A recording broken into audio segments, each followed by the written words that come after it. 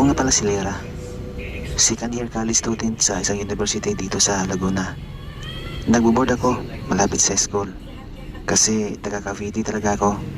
At hassle pag uwian araw-araw. Hindi naman ako choosy sa pagkain. Kaya street food is life. Lalo na tuwing gabi. Paborito ko pa naman yung isaw at saka quick-quick. Pero may tindero ng quick-quick malapit sa boarding house namin. Na iba talaga.